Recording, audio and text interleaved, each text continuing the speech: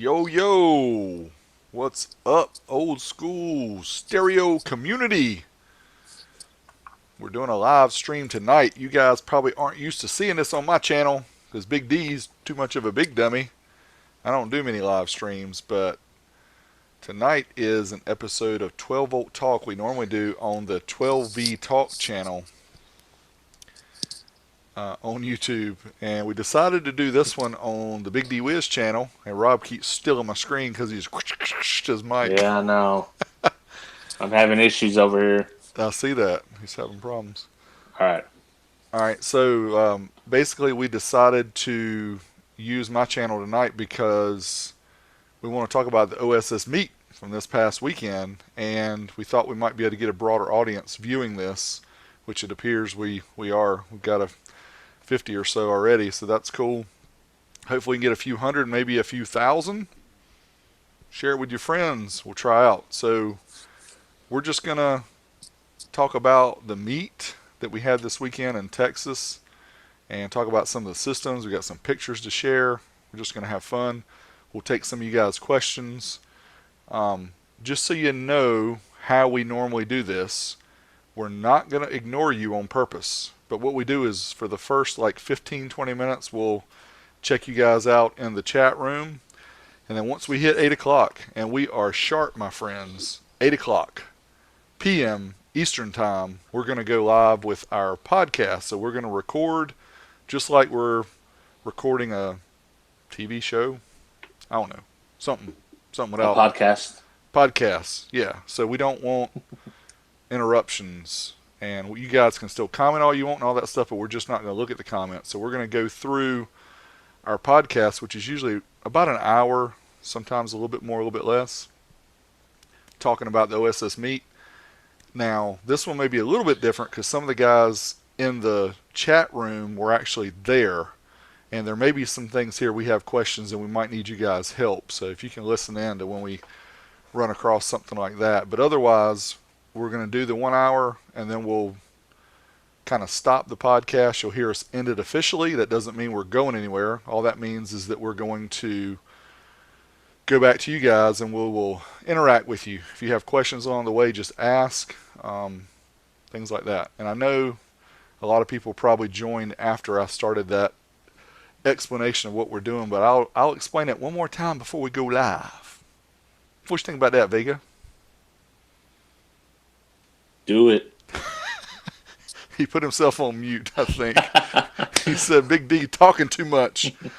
And those who are joining my channel because it came up with you and it's live, and you don't recognize this other character on the screen here, this is my good buddy Vega, HiFiVega, and we'll talk about his channel and talk about what he does. But make sure you check him out and subscribe to him as well. And yeah, what you got to say about that, Rob? I'm a big dummy too, so we got two for one. See, more big dummies the better. We're up to 108 and climbing. People feel excited.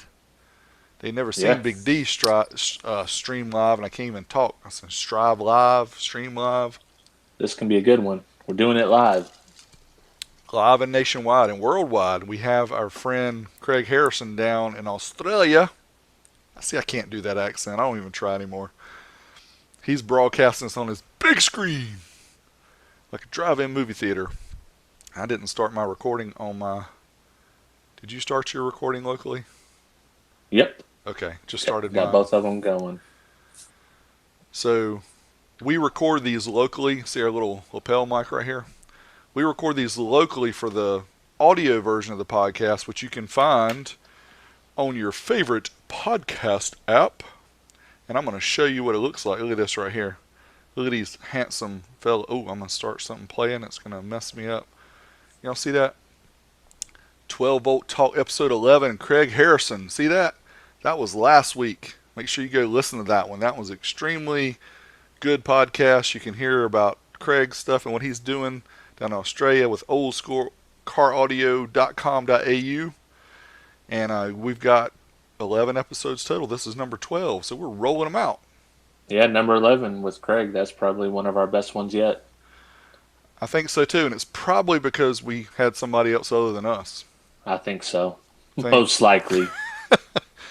it's always fun to get an outside opinion on things, and I don't know. I enjoy the things that you and I do, but I'm also looking really forward to having more guests on in the future. And we talked to some guys this weekend at the OSS Meet that we're planning on having on future episodes, which is going to be really cool. And some of you guys are in the chat room, and wow, we got quite a few. We got 140, and got a lot of interaction going on. What's up from Puerto Rico? What's going on, Puerto Rico? Yo. So, just real quick, I'm going to explain what we're doing right now. So, we're going to start our podcast officially at the top of the hour. I know for some people it's 7 p.m., some people it's 8 p.m., some people it's, I don't know, 10 a.m. for Craig in Australia, something like that. But we'll just go through here and we're just going to interact with you guys for a little bit. And at the top of the hour, we're going to start 1 hour of our official podcast. And we're going to talk about the OSS Meet from this weekend, show you guys some pictures, talk about the systems, talk about the people we met, a lot of cool stuff. So we're looking forward to that. Again, you guys may not be used to seeing a stream on my channel because I don't usually do them because they can be complicated. You know what I mean, Rob? Exactly what you mean. And I've already let someone down, Bill Stone. I don't have my tie this week. Yeah, But I need, that's the interview tie, so. that's right. That's when we have guests on. At least, hey, I have a collared shirt today, Yeah, you do. and I did it. Styling. I did it because it's easy to mount my mic down here. Now I just hope that this is not hitting on the mic and rubbing it and making your audio bad. I'll try to make sure I hold it to the side so it doesn't do that. So yeah, we're gonna start here in just a few minutes and go live. If you guys have any questions along the way, feel free to go ahead and ask. We are probably not going to do a lot of answering the questions during the hour of the podcast that we record. But that doesn't mean we don't care what you say. So please comment. We will go through them at the end, and hopefully we'll be able to answer some of your questions. Hello from Jamaica. Hello, Jamaica, South Louisiana. Yeah, you guys tell us where you're from. We got like 135 or so in the room right now. Iowa. Trinidad, Iowa.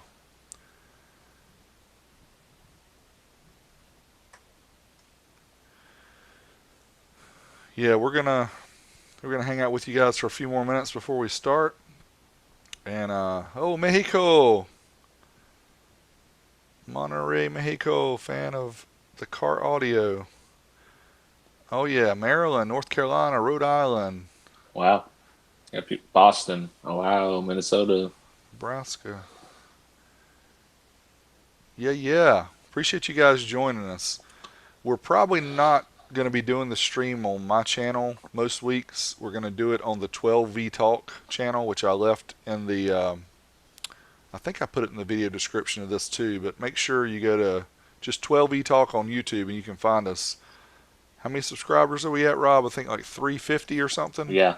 Yeah, we're right around 350. About 350. So we're looking to get that up and get more people watching us there because Rob and I tried to kind of separate our channels from the 12V Talk, which is the video and audio podcast that we do. So very excited to have everybody with us. 147 Yeah. and climbing. So still got about 10 minutes or so before we're going to go live. I'm curious. Oh yeah, Flint, Michigan, Wisconsin, Kentucky, Gold Coast, Australia. Yeah, yeah. So today's topics, that's a good question. Today's topics, we're going to talk about the OSS Meet from this past weekend. It was in Scurry, Texas, which is about an hour south of Dallas. Is that right, Rob? Yeah. It's about an hour outside. Yeah, hour south or so of Dallas. So we had this plan for a while. I shouldn't say we, because I'm the world's worst planner. I know a lot of people got mad when I posted on YouTube and said, hey, the meet's coming up. Yeah. And they're like, you only gave us a week notice, so I'm gonna go ahead and tell you right now, and I'll tell you again when we're recording. Next year, probably the third weekend in October, we're gonna do the same thing again. So if you guys are interested, if you like what you see today, other than the big dummy, then come join us because we will be there, and we have plenty of room for plenty of cars, and hopefully we'll get some cool systems to check out. Yeah, bring them. I want to hear all your systems. Me too. And we need a photographer, a videographer too, because me and Rob enjoy doing that stuff, but when we have events like this, I'd much rather hang out with people and check out the cars than I would, video and take pictures. Of course, I take pictures, but video. Yeah. I didn't take, I think I took 8 pictures all day. You probably got about the same as me. I was able to go through and actually, this is a reason, friends, to use the 4K video mode on your cell phone.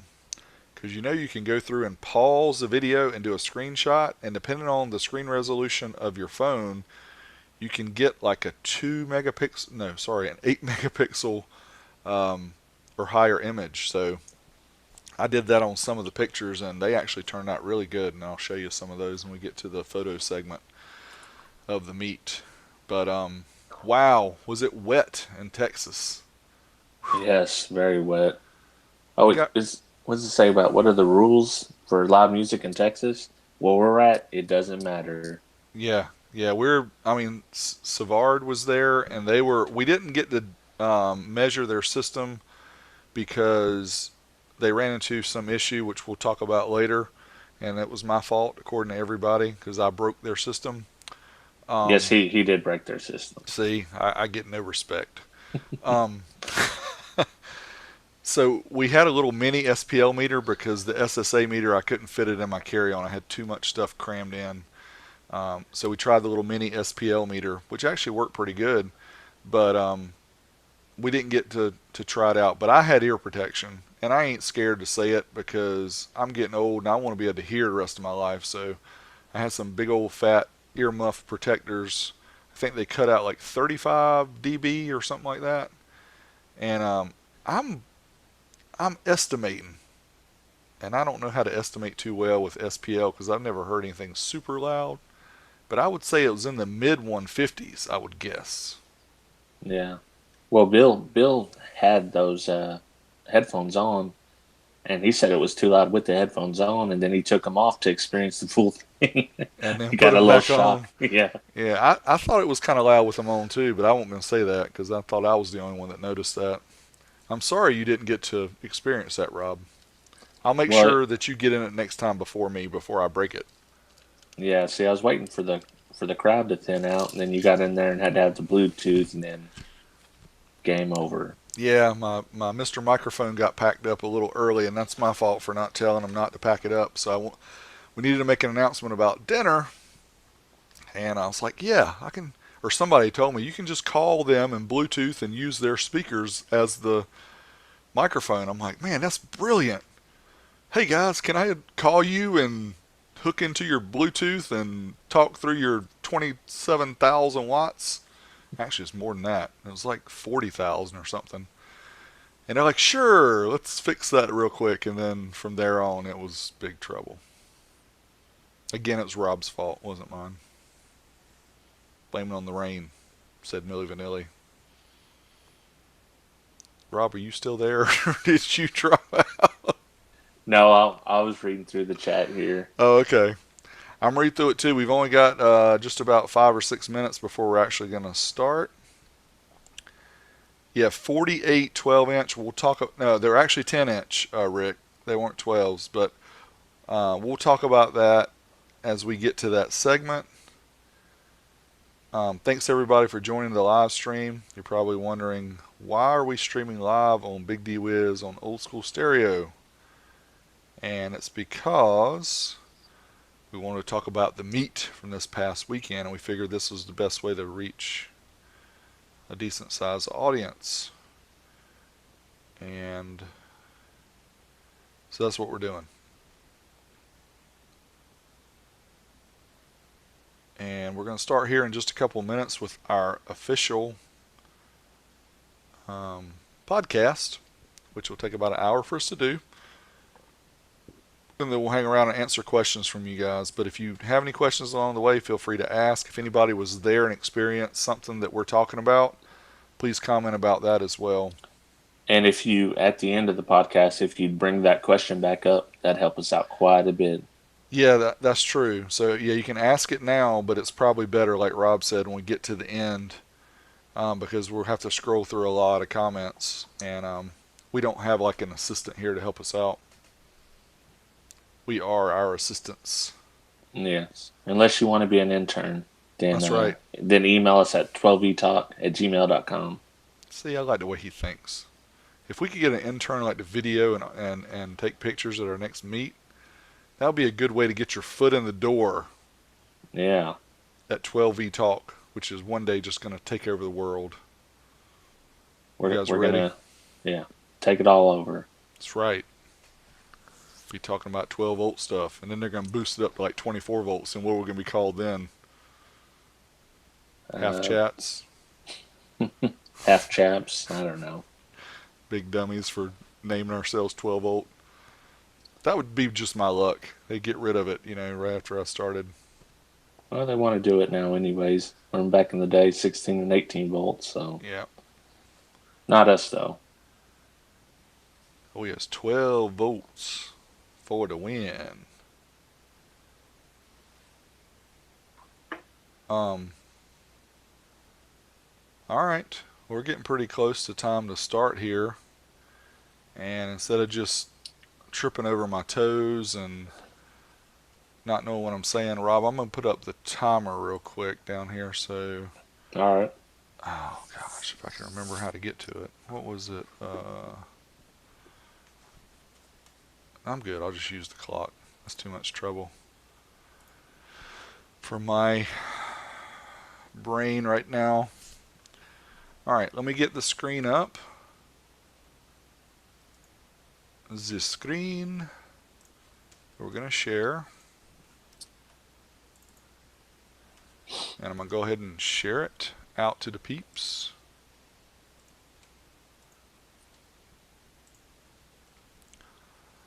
All right, you guys should see my screen now.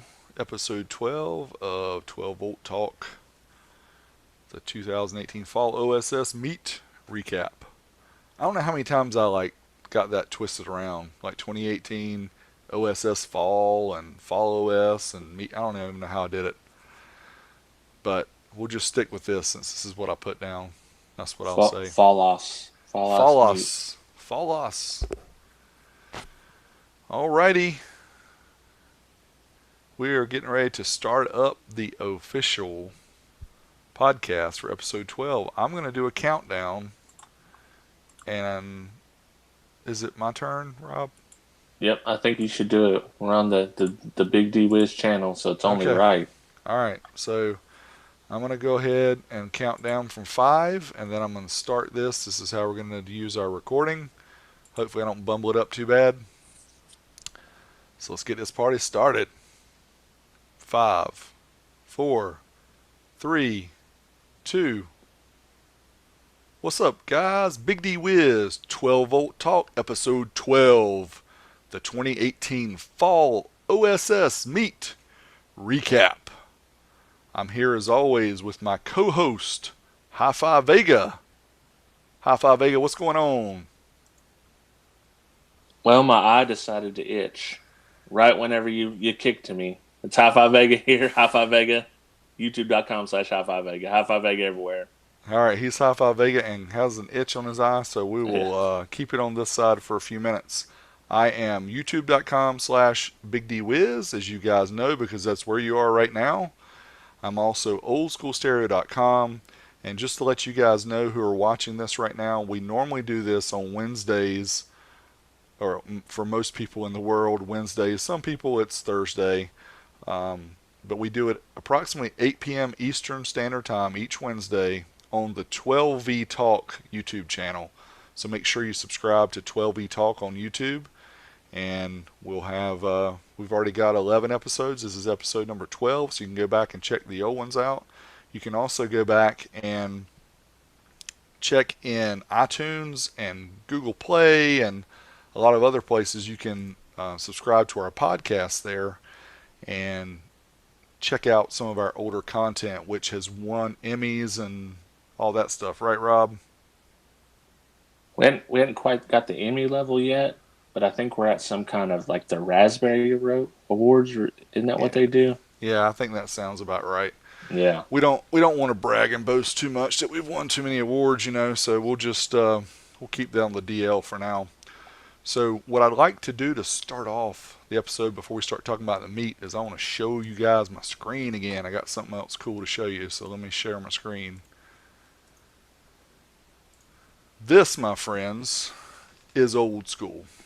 This is a 1981 fall winter edition of Crutchfield. And yeah, this is old school shaft radios. Check out the slider EQs. And the reason I brought this out is linear power. See their amplifiers on the right there? That's page 42 of the fall winter 1981 Crutchfield. I pulled that out because I got something to show you. See this linear power 901 here? Let me zoom into it a little bit. So this one is 60 watts per channel. It's $194, their price. Well, guess what Big D has got right here in his hands? I'm going to show you. That's right. Looky here. Can you see that? What you say about some linear power from 1981 model 901. You don't get to see the back in their picture, but there's the RCA jacks, speaker outputs, and or the power outputs. It's got, I think that's probably 10 or 12 gauge. Not even sure what the fuse is. I plan on taking the bottom off so I could show y'all, but as y'all can imagine, Big Dummy here forgot to take the bottom off before we started. But check that out. That way you never forget how to hook up your amp because it's right on the bottom. But thought you guys would appreciate seeing this. And look how nice this is. It's incredible. And I wish I could remember the guy's last name, but his name was Chris, and he worked with a recycling center. And somebody gave this to them to recycle. And he sent it to me. He's like, D, you might like this. And I dusted it off and powered it up. It works fine. It was really dusty and dirty. It looked like it had been stored like, I don't know, in some car in the desert or something because it was super dusty. But got it all cleaned up. Man, she looks nice. Oh yeah, looks good. And for those of you on the audio podcast, you might remember these as the Don King or Mohawk amps. That's what they look like. And that's what we used to call them back in the day, anyways. Yeah, I didn't intend to leave our audio friends out of this because you could not see what I just showed. But make sure you check us out on YouTube because then you can see what I just showed. And I'll leave a link below so you can see a picture of the amp. That way, even if you're watching this or listening to this on audio, you can still go back and check it out. Yeah, and of course it works so many years later. Those amps always work. Isn't that amazing? Yeah. It's very cool. And the condition just phenomenal. All right, so let's talk about the fall OSS Meet, the Texas edition. And this is the very first Texas meet. And I've done spring meets in the past. I think we started 2015 with spring meets. The fall meets actually started in 2014. We did the first one, the Nashville Mecca Finals. And then I was not involved for several years after that because I wasn't able to make it out to the finals. But this year, I had an opening in my schedule, and I said, I can make it. So that was great. It was great fun. So why Texas? Well, we figured it was centralized, right, for a lot of people. People could fly in from all over the world, and we did have people from all over the world. Yes, we did. Tahiti to... we had people from everywhere. Yeah, Tahiti. It's amazing we have people coming all the way from Tahiti, but we do. There's people from several states away came as well. obviously there's a lot of car audio fans in Texas and a lot of old school car audio fans as well, because Texas car audio scene has been around for a long time. Fun fact, I think the first car audio competition ever was held in Texas. That's a good fact, and I believe it is true. We just don't know the year or when it was held. Probably late 70s, early 80s, I would guess. I think you're right on. It was either 79 or 80, 81 at the latest. So wouldn't that be ironic if the 81 Crutchfield I showed was the same year the first Sonoff? That's right. See, y'all think I'm a big dummy. I knew that stuff. So we actually, I want to show you guys another picture. Actually, no. Let's talk about where the event was held. Rob, so where do we hold the event? So we held it on a farm that our good buddy Bill Stillwell found for us. He knows a lady that owns it, and it gave us access to a building and plenty of acreage to just jam on our stereos and hang out and do whatever we wanted. Yeah, it was a really cool location. And before I get to the location, I am going to share my screen here so you guys can see. Again, those who are listening to this, I will try to describe it as best I can. Um, so Rob and I actually stay with our buddy JDR, and this is his farm and his little house there, and there's his truck, and you can see just beautiful Texas countryside. It was a really beautiful area there. Here's the morning of the meet with the sun finally peeping out. Now, it literally rained for like 10 or 12 days straight. I don't think Texas has seen rain like this in a while. But so it was great to see the sun. That was on the way out to the meet. So here's the entrance to the meet. Rob and I put up the sign over here on the right side. Unfortunately, the banners, I had them made in a size that worked okay for um, people to hang up in their garage and stuff. I did not make them big so that they would overtake your room, and unfortunately, it wasn't very big on this fence. But it worked. People still found us. But as you traverse down the road a little bit, yeah, it's a little messy. And Lynn drove a Porsche through there. Yeah, I'm not sure how we really made it all the way through. That's pretty deep. But yeah, so the area was, it was a little messy, but here is a shot of somebody did a panorama shot, which is pretty cool, of the meet area, and you can see lots of room. There's lots of space that we did not use. Here's another shot of the entrance way. The part on the left there, the cars that are parked on the left, really were off to the side, because the right is where the open field was. We had plenty of room. And here's another shot. You can see the road. And here's the main field over here to the right where we had guys park. And you can see we had quite a few cars show up here out in the open. And it was a pretty good show. We had lots to do. Rob and I, tried to make our way around to as many people as we could. But of course, you start an event at 10 a.m. It ends about between 4 and 5. It doesn't take long for the day to go by fast, especially No, it when you have goes a meet. quicker than you think. Yeah, it goes quicker than you think. It's next thing you know, it's 1 o'clock, and then it's 4, and everyone's ready to eat.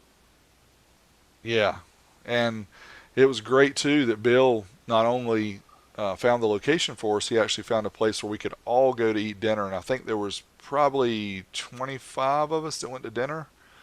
Yeah, we had quite a big crowd. Out of the 50 or 60 that showed up, so a lot of people were able to stick around, and we do appreciate that. So looks like we just had somebody do a super chat. So what the super chat is when you do that in the chat room, it'll actually pop your name forward because you're providing money to help out. And we appreciate that, David. I'll get to your question at the very end. Thanks for asking. What is my favorite amp brand? I'll get to that at the very end of the podcast. But thank you for the super chat, and thanks for watching. So let's switch back here to the OSS Meet. And again, I don't know that I mentioned, I say again because we talked a lot before the stream started here, but we are planning on having this event next year. Same place, approximately the same weekend, which is the third weekend in October.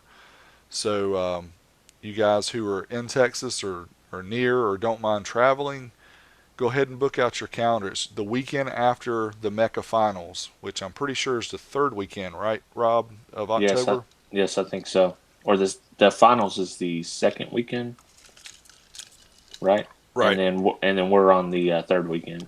Yeah, we want to be the weekend after the finals. That way, Yeah. people who want to see both, and then they're not stressing to do our show before they go to the final. So we want to do it after. Our show is very calm, relaxed. We don't have a very structured event, and I'm cool with that because I like hanging out. I know people have talked about having sound offs and having this and that, but the way I see it is these are for hanging out and for talking with your buddies and seeing their systems and just relaxing. You know, if we have people having to do sound off and keep up with numbers and all that, then it's going to take away from the fun of the event, if you ask me. So what we wanted to do here is we wanted to go through some of the vehicles, and I'm going to start off with one of my favorites, and I think he's actually in the chat room with us right now. Those who are listening to this, I'm sorry, this is a very visual version of our podcast, so it's recommended that you go back to YouTube and check the recording. Here we have Mr. Drew Luther's Dodge Ram. I'm not sure what the year is, but it looks pretty recent. It's a single cab with obviously a cap on the back. So what was so cool about his system is the setup. And I'm going to go back here because I've got some pics of it. So you guys who know old school know these Orion Red HCCAs. And of course, you guys have seen me test the 3K Orion HCCA that's a new amp. So these are the originals from way back in 1990-ish, 1995. Some may say the best amp ever made. That's true because price versus performance back then, these were tough to beat. But look the way he's got them stacked. So he's got two here. He's got two on the other side. And then I'm going to show you some of the other pics here. Oop, wrong one. Sorry. I had these lined up. So here are 18-inch JBL professional subwoofers. And I think Drew told me these were from like 87 or 88. And he also said it had like 14 or was it 17 cubic feet of air. They have a lot of airspace. They need it too. These are super efficient drivers, but they do require quite a bit of airspace. And each of the 18s is driven by one of these XTR 2250s, which these amps are like 24 inches long. They're really big. So comparison to a new school amp, those of you who use the new amps, these are probably like 7 to 8K amps as far as the dimensions. You can see the big fan right in the center to keep everything cool. Yeah. There's also two 225s hidden in that system. That's right. There was a 225 behind each of the speakers as well. And I thought I had more pictures in order, but obviously Big Dummy didn't. Well, you had the wire. There's the wiring. Yeah. So here's the wiring of his truck, which is extremely clean, of course. And I didn't get. There's another picture. Unfortunately, the sun got really bright. I know this is hard to see, but you can see the 18s behind each seat, and the two 225s on each side, the two XTR 2250s here, and then a 225 behind each 18. Now, Drew's system was not finished, but he still brought it out, and I can't wait to see the finish system there because he had very impressive. Here's some more pics. I'll share these full screen. These are the ones I took from the 4K video, which is pretty awesome. And Drew, he's a true old school legend. Those of you that don't recognize the name, he was a big time Orion competitor back in the day. That's a great point, and I'm going to show you something coming up here. This is pretty cool too. Let me find the picture of him, and I want to explain it a little bit because gosh, I thought I had it near the Where's he hiding? He's somewhere in there. He's hiding somewhere. Yeah. I'm looking for the one where he's showing me his phone. So he's been installing since the early 80s. Here we go. It's right here. So if you can, yeah, I know you can barely see this, but um, on his phone there is a system that he did that had, I don't know how many subs, but he did tell me at one time. And Drew, if you're in the chat room, remind me how many subs you said you fit in that 82 Firebird, because it was literally back in 82. I think he said something like 818s, which I still don't understand how you fit 818s in a Firebird. But he was doing some big stuff way back in the day before anybody else was really doing the big stuff. So anyway, very cool to see Mr. Drew Luther out there hang out with us, and we appreciate him showing up and bringing his system. Even though he wasn't finished, it was still one of my favorites, even though I couldn't hear it. It was just beautiful. Can't Yeah, it wait was to see cool. it finished. Maybe next year we'll get to see it finished. All right, so I'm going to bring up Mr. Juan's truck. Rob, I think the organization I did got completely messed up because I think so. this is not working the way it should. Where is Juan's truck? I don't think it would be a 12-volt talk episode if everything worked perfectly. This is so true. Oh my gosh. I don't even see his pics. So he had the kicks with the Boston in them, Yep. and the I'm looking for him. Forerunner, Black and Grind amps, JL Audio subwoofers. Oh, unbelievable. What a big dummy fail here. I know that I uploaded him to this group because he actually gave me his own link. So let me I'll tell you describe what. it while you're Yeah, looking. please do. All And right. go ahead. So Juan had a really cool Eclipse deck that he used. I can't remember the model number specifically, but he also has a third octave, not third octave, but a 7-band EQ that he uses in Eclipse. He has Rockford Black and Grind amps. I think he has the 802 and the 804. He has JL 12W1s, I think, and a bandpass box. And he has the Boston Acoustics 3-way component set. All right. And what I did is I went back to his link that he provided me. So let's share this real quick. And here's his Forerunner. Very nice looking. Those are classic. All the years of them, they all look good. Yep. The late, was that probably early 2000s, I would say. Yeah. So there's his Eclipse head unit that Rob was describing, and the little EQ slash, well, that's really just a crossover, I think, right? No, it's a No, parametric see. Yeah, parametric. EQ.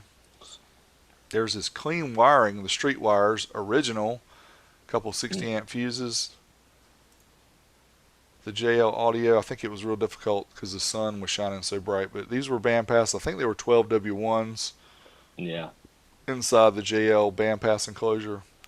And there's the beauty shot. The Yeah, the two big Rockford. I think it had an 800A2 and was it a 600? 800A4. Oh, 800A4, I 800A2. think so. Yeah. And the Boston 6.4.3s.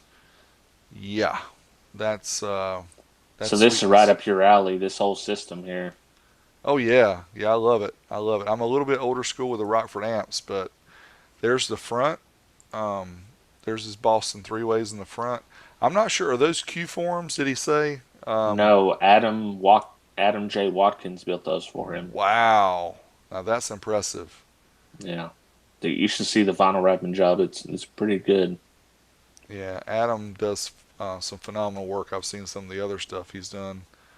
But yeah, that's cool. So that was Juan's setup. Just an awesome build. Again, you know, these meets are not all about old school stuff. You don't have to have an old school system. But some people have a mix. Some people like to put the old amps with the newer speakers and things like that. So we appreciate it all. And so Rob, I don't know that I have any pictures of my Mike Watkins' system. I just noticed that. Oh, I'm But trying to think. yeah, might have to skip his. Even though I'll just describe it real quick. So he had 4 ARC Audio 8s across the back. He had an extended cab pickup, And he had that Pioneer 5 channel that I tested not too long ago, brand new, the 9605, I think. And man, that thing pushed those eights pretty good, didn't it? Yeah, what'd you say? You got almost 136 Yeah. on the 8. So that's 500 watts for the sub channel. So that's pretty crazy. Yeah, that's crazy. I want to see who can do that with 500 watts. And they were, I think it was a ported box, though, right? Yeah, it was ported box. And then he had the PRS, the yellow cone mids in the doors and the gigantic tweeters. They were huge. Yeah, As Donald Trump would say, huge, huge. huge. But yeah, Yeah, that Mike. was. Go Yeah, ahead. Mike. I'm shocked that he used the arc subs because he's such a Pioneer fanatic. That yeah, he's pretty big into Pioneer. If you know Mike at all.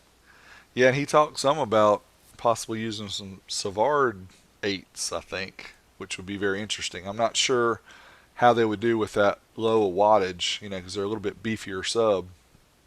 But anyway, that one was truly impressive, especially the fact that that amp is like what 249 or 299 brand new, Yeah, and I and think you could pick them up for like 179 on eBay or something, or online. yep, and get it even cheaper. It was just amazing. Not only the decibel loudness, but the sound quality was pretty good as well. Um, so the Linear Power Escape, Ray Rayfield from Linear Power drove up from Mississippi, and I don't really want to show that one picture because it's got something I can't cover up, which is his license plate. But it's a Ford Escape, and I've got a couple. I think I've got one pic here of the. These are 75 watt by 2 amplifiers that Linear Power sells, and I'm not even sure that there's any other pictures, but I will show you this.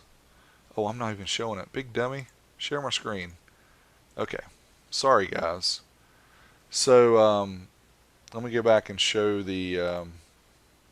There's the floorboard and the Escape. This is a hybrid Escape too, so it's got the battery pack down there somewhere. But there's his Linear Power amps flush mounted in the floor. Now he used to have the bigger versions, the 2250 and like a 2150 or something. And then he wanted to show how powerful the 75 by 2 amps were, so he actually pulled out both of the bigger amps and put in these smaller ones. He's only running 5 speakers. Is that right, Rob? Just Yeah, 2 tweets, 2 mids on a compensation network, and a subwoofer.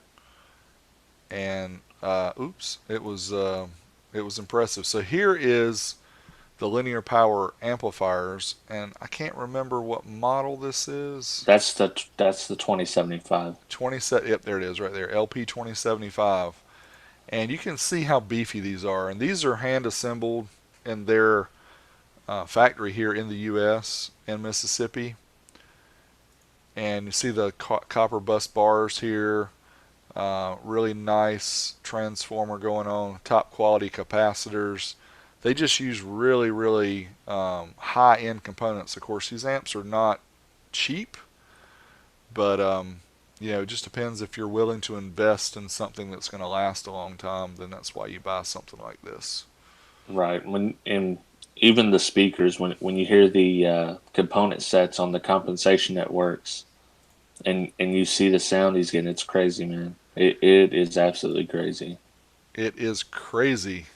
And I think it should be mentioned too that Ray, he's at on every meet, just every meet that he can make, and he's out there to support. So He that's is, and cool. that is greatly appreciated that Ray does that. And he's not afraid to drive. That Escape has 348,000 miles on it, I think. So now we'll go to the Savard Excursion. Let me share my screen again. And I'm not sure the year. It was like 2002 or 2003, something like that. Ford Excursion. And she was loaded with some sound equipment. And if I can find the right pictures, I seriously put these in order. So here on the side, you can see the Sound Digital amps. It won't let me zoom in, unfortunately, in the page here. But they were two 12Ks. So what you're seeing on this side is actually mirrored on the other side as well. The amps at the top are 12Ks. These are 5. These are 3Ks, and these are the 800.4s down at the bottom.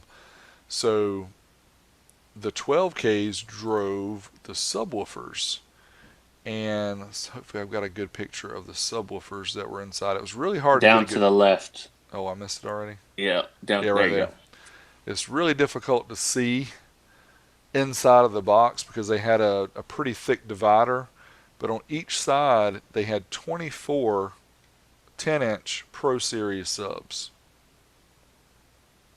Pretty incredible. Yeah. Yeah, I wish I would have got to hear that. Oh, I had Uh, to say it. I had to do yeah, it. I know. He feels the pain.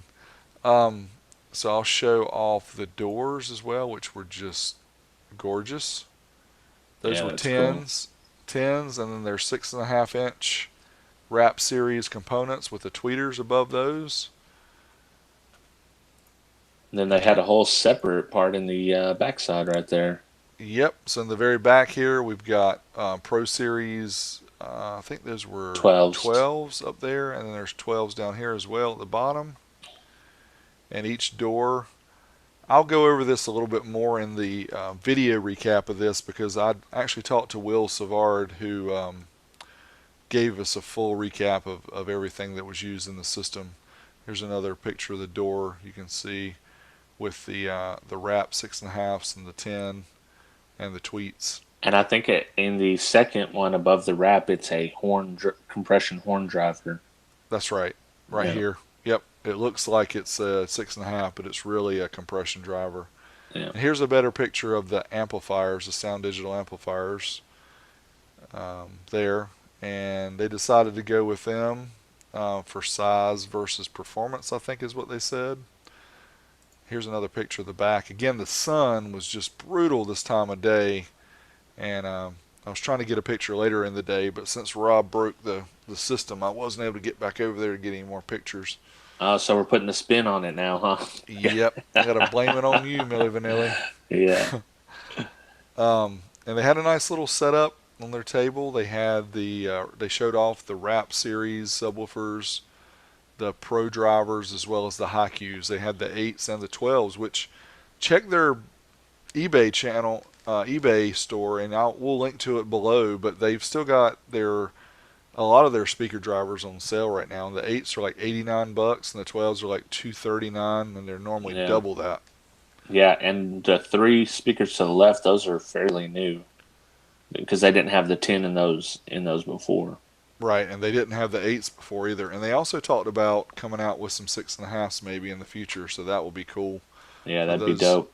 yeah, those who like the smaller subwoofers. And all that was built by Keith Payne. Keith Where's he out Payne. of Tennessee?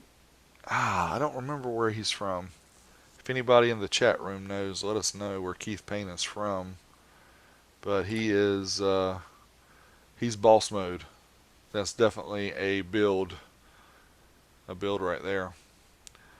So Rob, I'm gonna let you. I don't have any pictures, I don't think, of the couple of Lisa Lynn's system, but you can talk a little bit about that if you want. Okay, so you look up Rick Quattlebaums. Yes, I I hope will. I'm saying that right. All right. Okay, so Lynn had the Morel Virtus, I think it is, the shallow mount Morel speakers in the doors of his, I can't even remember the year model, but it's a Porsche Boxster. And he has the mids, and I think he has the telephony tweeters. And then he had a Kicker 8 running up on the back deck of the Porsche. If you don't know how Porsches are, it's a small space in there. And then that's all running off of a Type RF amplifier. And I'm not sure if that was like a 4 or 5 channel or what. I didn't get to ask him, but I did get to hear it, and it sounded really good. He had some old school Kenwood head unit, I believe, and EQ. Did you get to see it at all? I saw the car, but I didn't really get to see the setup. And what a total fail here, because I don't even see all the pictures that I uploaded. I'm not sure what's going on. I thought I saw Rick's earlier. Yeah, the one you mistakenly went to. It was the green with the black and grind amps. Yeah, I just don't remember where it was. All right, so Fail. I'll Oh, I'll, I'll skip to Ken Alexander, who made it out, and I believe this was his girlfriend's truck. It was a Mercury Mountaineer, and he had DB Drive 15s in there on a big DB Drive amp, and I even think he had DB Drive coax in the doors, and he had it in the A-Trend prefab. And man, those 15s actually surprised me. They hit it nice and snappy, so they sounded pretty good. yeah, I got to listen to that one as well. But again, I don't think I got pics, but I did find some that we just talked about. So let me share my screen again. Oh, This is okay, yeah, this that's is Lynn's. Lynn's Porsche. You can see the Type RF amplifier here. Now, is that Along, a 5 channel? Do you know? I can't. I'm not hip on those. I don't know either for sure which one it is, and I can't tell the model number from the picture. But there's another photo of showing the that's a 360 dot something, but it's not hooked up. Look, those RCA's aren't going into the top. He's got it wireless. He must be using Bluetooth. He's got that new stuff. Yep, and there's the Oh, so you did get the pictures. yeah. I got a couple of the doors there, Yeah. and have the tweets mount up top. Yeah, the Porsche has the key on the left side of the steering wheel. My 37 Ford does that too, by the way. Pioneer, no, Kenwood. Kenwood. Kenwood, and then what in the heck is that? That. That is an old school EQ if I've ever seen Yeah. one. And it is hooked up. He was using it to adjust. It's a Boxster S and it is a manual. Yeah. That was It's a cool car and a that was cool a setup, man. cool little setup. Now here's Rick's that you just talked about a little bit. Yeah. I don't remember his truck. Rick, please tell us um, what your truck model, make and model is. You can see the excess power battery between the two amps. 800, A2, and A 400. 400. Yeah, 400.4, I believe. Yeah, I And then think he's it's got the High Q8 in a sealed box. And I believe he's got the High Q, or the Pro, or not the Pro Series, but the uh, Savard the comps, Rap series Rap comps. series. Yeah, you're right. Cool. And Uh, that two, that two, little eight was it actually. I was kind of concerned about the FS on it when I was looking at the specs, but he had it playing pretty low, man. I mean, it surprised me. and it's about a what 0.6 I think cubic foot box. Is said. I think he said it was a 1 cube. He made Okay, it big. nice. 2002 Chevy Silverado extended cab is what it was. So thanks, Rick, for keeping us straight here. So, did you get a chance to hear Bill's system? I did not. Oh man, so he's well, funny story. Bill's always between systems. So this particular system, he had ED12s in there in his Magic box. And let me tell you, he got this box from another one of our buddies, JDR, and this box, man, it sounds good. It's crazy. It's just a like a home audio box or something.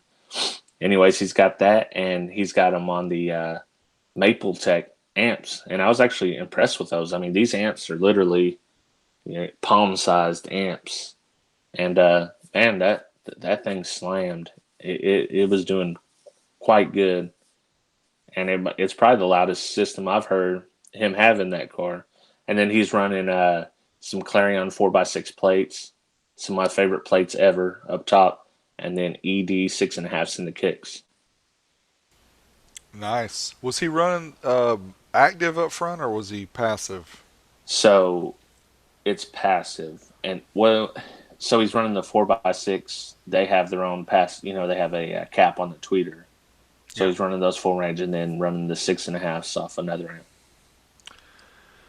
Yeah, that was. I heard him because he cranked it up everywhere we went, but I was never in the car with him. So one of the other things that we do during these meets is we do a raffle. We call it a charity raffle because usually everything that people donate, we sell raffle tickets, and then Big Dummy here calls out. We have usually somebody, a kid or somebody there who has no meat in the matter, do the drawings, and they hand me the ticket and I call it out. So you can see we had a nice table here of goodies: amplifiers, speakers, head units, banner. We had all kind of stuff, and we raised a nice amount of money. And what we did with the money is we gave it to the lady who helped us have the event. So we decided we wanted to give back to her for letting us use her venue. And this is always a fun part because I think everybody likes to win. You know, I think I bought $40 worth of tickets. Even if I win stuff, I usually just give it back because I want other people to win. But the really ironic part about all this, and Rob probably remembers, is there were some people who bought like 4 tickets that won 3 things. Yeah. Can't count. It was insane, and it seemed like the same people over and over. And this is a funny picture. I don't know who took this one, but this explains. Oh, I like that hat there. So, yeah, thanks for letting me use that. You saved a brother's chrome dome, but I don't remember what kind of secret I was trying to tell somebody, but I didn't want everybody to hear it over the mic, so I had to cover it up. But that was funny. Somebody caught the moment of that one, didn't even realize it probably at the time. But I'm going through. I'm going to show you guys the group shot here, and then I'm going to talk about some of the other. Now, I did HDR this a little bit, so I actually HDR'd it too much. You're going to notice the greens are too green and all that stuff. So don't flip out about that. But it's a good picture. It was most everybody who was there. Some people had already left. You see the banner there in the middle. We had a good showing. A lot of enthusiastic people. We had a great time hanging out, and we had a little surprise too, didn't we, Rob? Definitely. So I'm going to get to that. Those of you who know anything about car audio should know who this is. New or old. New or old, because he's been around for a while. And this is a closer pick. It's got Big Dummy in it, me, but it's also got our friends, the Bostos. Anybody recognize this gentleman right over here with the sunglasses? I bet you if you looked in chat, someone's Does popping it up. anybody in chat know who that is with the sunglasses? Not the big dummy in the middle with the red shirt, but the one just to my right, my left. Now we're on about a 30-second delay, so we're gonna have to keep going. Ah, Rick, can't spoil it. You Wayne knew. You Harris. knew. That's right. That was DB Drag Racing King, the king, the man who started it all, Wayne Harris. And we really got surprised. So he was invited by Bill, the one who set up the event, and talked with Wayne's wife, Celeste. She's there on the far right. Really, really nice group of people. I mean, they were just so humble, and wow, it was crazy talking to them because you kind of feel like I was like tripping over my tongue trying to ask him questions and everything. And he was so gracious that we had the event and wants to help us out next year. Really cool stuff. But Wayne, yeah, thanks for coming out, and your wife as well, and hanging out with us. It was good times. And Curtis and your wife here, Allie, thank you guys for coming as well and for letting us take this picture. You were top notch as well. And I was going to see if there was any more group shots. Of course, the other thing we do during these events is we also have a swap meet.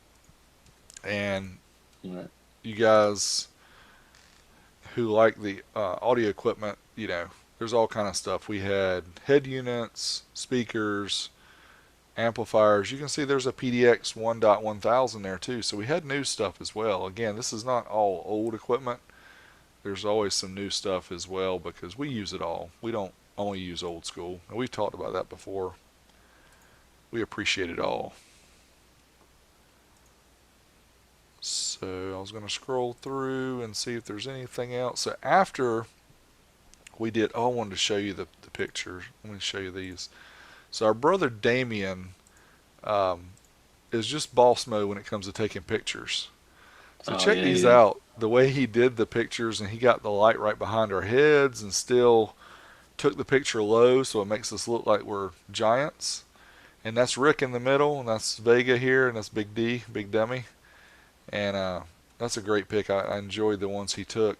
And there's Mr. Drew, and there's Ray over here on the left. And there's Damien. He's our resident photography expert. And yeah, just had a good time hanging out with the guys. And there's other one of my favorites. It's got Oh Ray yeah. on the far left, AJ, Russie there beside me, and then to my left, your right, that's Mr. Drew Luther. And it's just a great pick again. It almost looks fake. It's so cool the way he did it. So Yeah. thanks to Damien for taking those. So I know this has been kind of an odd podcast for those who are listening to the audio version. It's very visual. Hopefully we did an okay job describing it because it was really fun. We had a really good time. Unfortunately for me, and I know Rob feels the same way, we've already talked about this, we didn't get a lot of pictures or video of the event because we were hanging out. I mean, Yeah. the last thing you want to do, when you're sitting there talking to somebody is hold that thought. Let me video you real quick. No, you don't do that. You just talk and enjoy yourself and have a good time. And that's what we did. So those who were expecting this huge video production from me, I'll do my best to put all that stuff together and make it interesting, hopefully. But And yeah, they know not to expect it from me, so I'm in the clear here. No, but it's fun, It's just we just kind of live in the moment, and I'm glad I got to hear most everybody's system. I got to demo it, and I hope everyone that wanted to listen to the Suburban got to listen to it. And if you don't, next time, like if you want to hear, just pull me to the side and tell me. yeah, I'm always down. I'm the same way too, and I try my best to get around and talk to everybody. And if I didn't talk to you that day or even at dinner or whatever, it wasn't, it wasn't intentional. I wanted to hang out with everybody that I could. Yeah, So, I didn't even get a chance to. I know Joaquin was there. I didn't get to show him the Suburban, so I know he's been listening for a while. So speaking of Suburban, we did miss out on your. I'm going to show your box real quick. To those who are not subscribed, make sure you go to youtube.com/HiFiVega and check out Rob's build here of the Savard. He's got two of the Pro 12s in an isobaric box with a plexi top there to see through. This is a very impressive little setup here with just like 600 watts going to them, Rob. Is that right? yep, 600 watts. So it's a very efficient, and it's in a Suburban. So you'd usually think you need a lot more cone area in a Suburban to make any sounds, but he was pulling. What'd you get? 135, 136. 136 Yeah, on the windshield when we tested it before. And again, that's only with a 600 watt amp. These speakers can handle a lot more power. So it's a very cool setup. Rob was close enough to drive. I unfortunately had to fly, and even if I would have driven, I didn't really have anything fancy to show off. But I'm working on it, guys. I'm working on it because I've got the car and the other stuff I'm trying to work well, on. So that's a good picture down there that you had. The one where we debated for 45 minutes on how to series and parallel an isobaric subwoofer box. oh yeah, I remember what you're talking about now. Yeah, Yeah, so that this was some of the after hours, if you want to call it, stuff at JDR's place, and yeah, you're gonna see more about these subs in my recap video. I'm gonna show because we tried to have some fun with them with a Zapco 4K amp and just tried to smoke them, and I'll leave you in suspense as to whether we were successful or not. yeah. Well, I mean, it took me and Itchy debated a good 30 minutes on how to even hook them up before we all come to a final agreement on it. So Yeah, we just want to make sure we hook up subs that are facing each other. You don't want them to be in phase exactly. because that could cause some problems. But we still had problems even though they were hooked up correctly. But again, we'll talk about that later. There's one other system real quick I wanted to show that we briefly mentioned, but we didn't actually show, and that was the Fiat of Steve McIntyre. Oh, and you know what? I didn't get a chance to hear that before he left, but that was a clean install, man. Super clean. You can see the sub here at the back, and I think that's probably a 10. And he's got the little maple logo over here. There's the 10-inch sub. And there's the amplifiers hidden behind that. I mean, just fantastic workmanship there. Steve only does the Yeah. best. And he's a current SQ competitor. Well, I don't know if he competed this year, but yeah, he's one heck of a fabricator. He really is. And that was a super impressive install. Let's see, I'm going to go back real quick because I did find another picture here of his dash. This shows you some of his workmanship. Check out the mold there of the tweeter up in the A pillar. Very nice. And Very, he drove 2,200 miles to be there. yeah, I think he has the record for the furthest drive. Yeah, Obviously, he pretty Itchy. much lives by Canada in Canada. Yeah, and he drove, what do you say, 2,200 miles Yeah. to Texas over a short amount of days. I think he said one day he drove like 900 miles. That is Wow. insane. But that's the kind of love we get at Old School Stereo at the meets because everybody wants to hang out. Everybody, we have fun. That's what we try to do. So I am pretty much done with the systems I wanted to talk about. I really wish I had more pictures. I'm asking everybody who was at the event, please upload your pictures. I've shared my link in the Facebook group for the fall OSS Meet. You guys, please upload your pictures so that I can use them for the video that I want to do of the recap. That would be greatly appreciated. And are we going to do picks of the week, Rob? I got one I can do. Go ahead with You got. yours. I'm going to look for something while you do yours. Okay. So my pick right here is the Dayton IMM6 mic. Now what this mic can do is you can use an iPhone or an iPad or an Android tablet or anything like that, upload a calibrated file into your RTA app, and then you got a DSP for less than $20. Actually, these might be 25 now, but they were about 18 when I bought it. So, and it now it's not going to be like a high end audio control, but it's good enough. I'll let you know where you're at. That's a really good deal. So I'll talk about the Zoom H1. I think they have a newer version of this now, like the H1N or something like that. But we, excuse me, we use this for, or I use this for recording the podcast version of this, the audio podcast. But if you need to, interview somebody or something like that, you can just put like one of these foam things over the top, and it's like a regular mic, and it blocks out all the noise. But the sound quality of this is just superb, and it does take an audio input. So I've got a lapel mic, the one that Rob has talked about before, the what's it Purple called? Panda. Purple Panda, which is a $25 lapel Yep. mic. Yep. And going into this, which is I think these are under $100, even the Yeah, they're new like versions. 85, 89, something like that. Yeah, so good deal. It uses a single AA battery, and you can set it to record an MP3 or WAV file, and you can do a low cut filter and all that. But man, the sound quality of these are superb. So check one of these out if you need to do interview situations. But I probably wouldn't use one of these in a high SPL car. And you may get into that in a later video. I don't know if you're going to mention, but you may Yeah, have had a mishap. we won't talk about that today, but we did have a little mishap with a microphone and a Savard truck. That's probably why their system broke, because they broke my microphone, and I had to get them back. It was karma. That's right. Gotta watch that.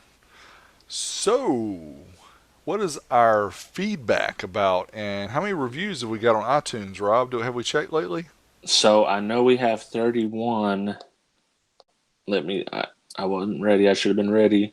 That's okay. All right. While you're looking for it, I'm going to explain real quick what you're looking for. So, Okay. we've talked about this is the 12V Talk podcast we do, And you can find us on your favorite podcast app, on your Android or iPhone. Check for 12V Talk or Big D Wiz or HiFiVega. You can find us either way. And make sure you subscribe to us. We have one episode per week. We try to get it uploaded on Sunday, the audio version, so that you can hear it Monday morning on your way to work. And we're looking for reviews, especially for iTunes. So Apple Podcast. Sorry, Apple Podcast. Yeah. So if you use Android, but yet somebody at your office has an iPhone, go grab their iPhone, go to Podcasts, and look for 12V Talk and leave us a positive review, because we're looking for, when we get 100 positive reviews, we're going to give away stuff. Rob's going to give away a subwoofer. I'm going to give away an amp. And the more you guys help us with that, the better it's going to help us kind of get boosted up within iTunes. And we want to, try to push our podcast up a little more and get some more eyeballs on it, so we can retire, can sit back and put on our suits and just talk all day. Yeah, that way we can reach some people that aren't cool as you guys that already know. So you guys are in on the ground floor here. We need to get all the normals.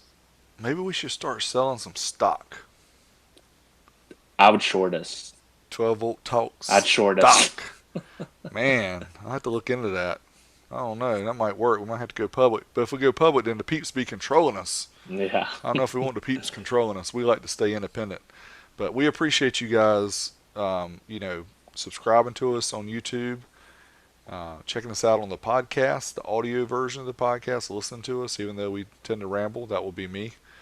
But we're trying to get our subs up and all that good stuff. But you guys have been awesome with YouTube, subscribing to our channel. We greatly appreciate that. Yeah. Doing pretty good. We're happy. And don't forget to leave a written review on the Apple podcast app or website, because that's how we're picking the winners. We're going to draw random numbers of the written reviews. Right. So if you just leave the 5 stars or whatever the number is, but you don't leave a review, we don't know who you are. So we'll make sure you leave us a comment. Give us some inspirational thoughts. Make us feel good about what we're doing, because we're using our own personal times to do this because we like it, and we hope that you guys enjoy us using our time to do this. So What's going on YouTube? Have you watched any YouTube this week, or you been too busy? So I watched Mark's video on designing your system layout and using an app and drawing it all out and doing the wiring and all that. So that's pretty cool, because I didn't know what app people were using to drag the photos over besides Photoshop to do that. He done it on his iPad, and it's really cool. Oh, I'm gonna have to check that out. I haven't seen that one yet. I tell Rob the way I do the videos usually is I only have a hour or so at night before I go to bed to watch stuff, so I usually put things in my watch later list on YouTube, and I fall asleep watching it. So it usually takes me several nights, sometimes a week, to get through some of my favorite shows. But Steve Mead had the one where he was showing off his new laser machine, laser etching, and I didn't unfortunately get to. I fell asleep before it made it very far into that one, but it looks really cool. I seen where he made some dominoes. Yeah, the dominoes. You're talking about? Yeah, that was Steve, cool. Steve, if you're watching, Steve, listen to me. Do not stick your fingers so close to the router with your little dominoes. Use one of those little mobile solutions. I know that they help you out, and they can give you one of those little bars where you have the handles, and you can do that. Save your fingers, dude. He's a pro, man. He's been doing it a long time. I know, but all it takes is one little slip, man, and he ain't got no fingers no more. And you got to have his fingers. Just take this part. It'd probably just take this part. I think he could probably. Is that right? Well, I still wouldn't chance it. No, me neither. Still wouldn't chance it. So those of you who are watching this stream on my channel, I apologize. I didn't have a video this week. I'm working on like 4 of them or something, and I should have something out pretty soon. And I've got a lot of stuff lined up. It's just with the meet and everything else that's going on. And the weekend before that, I had an event with my kids, so I couldn't do one then. I'm trying to keep you guys, fulfilled with exciting video content and hopefully we don't have to see Mr. Riculous again. But he might show his face again if we test something that doesn't do well. But I'll keep him on the. He'll be back. I'm sure he will. Alrighty, so we're gonna go ahead and end our podcast here, and this is Big D Wiz here with OldSchoolStereo.com, YouTube.com/Big D Wiz. You can see this show on 12V Talk at 12vtalk.com, also youtube.com/12V Talk. If you have any questions, if you have any show ideas, 12vtalk@gmail.com. And Rob, where are you at? I'm at youtube.com/HiFiVega or HiFiVega on Facebook. You can also, if you have any email questions, HiFiVega@gmail. Easy enough. All right, those in the chat room, stick around. We're going to chat with you guys. Those listening on the podcast, make sure you go to YouTube and watch the videos because you'll be able to see all these cool pictures. Until next time, BD Wiz, HiFiVega. We are Right.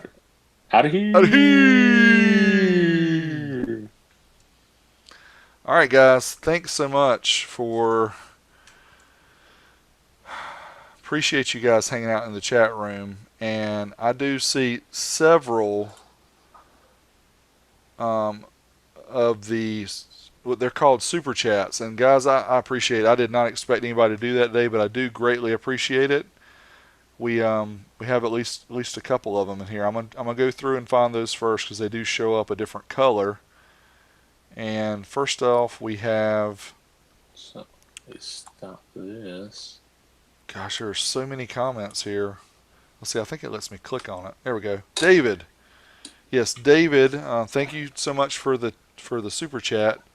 David wants to know what is my favorite brand of amplifier. Now, David, is that? Can you let me know if that's current or that's old school? Because I've got two different answers for you. While you're clarifying that, oh wow, David, you did it again? Dude is just throwing it. Here is to help you retire. Love you, Big D. Man, you rock, man. Appreciate What a that, hero. David. Yeah, thanks so much. I appreciate that. Let me know if you're talking about new or old, but I'll just go ahead and answer both. It How about says that? current on your recommendation. Current. So, wow. There's a lot of good stuff out there right now. If you're on a budget, this is probably one of the better times to be in car audio because of the things that are available for a limited budget. So, wow, where do I start with brands? Obviously, and people think I may be paid by Orion or whatever. I'm not paid by Orion. Yet. No. But we're waiting I'm for the just check. Send me that check. No, I'm just kidding. I don't do things like that. But you guys probably remember, because it's a pretty popular video on my channel, with the XTR 2500.1D. And now they have the DZ version, which is actually more powerful. I don't think, for the money, you can get a better subwoofer amp than that one. What's the price on that? $250 or something like that? No, $300, it's $350? $439 is Oh, the okay. retail, but you can get it sometimes for like $350 or $379. Is that But the XTR? XTR. Okay. Yep, XTR. And that one, see, the way I like to look at it is I like to run the subs maybe at 4 ohms or 2 ohms and not go down to 1 or half an ohm like some people do. Excuse me. In an amp like that, it just has so much headroom. It sounds so good. I mean, I listened to that one sub for hours, and it's just, I don't believe a person who is an AB amp fan listening to this one could tell that it's a Class D. That's how good it sounds to me. And I'm big into sound quality for subs. It has to sound good. That amp just blows me away.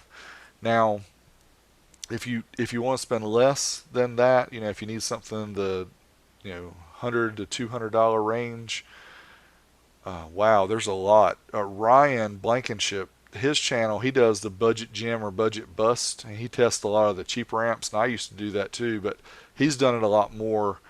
than me, and he found some really good deals with the dual. Is that the dual amps? Because they're made in Korea. The Walmart $89 amp, I think it Yeah, was.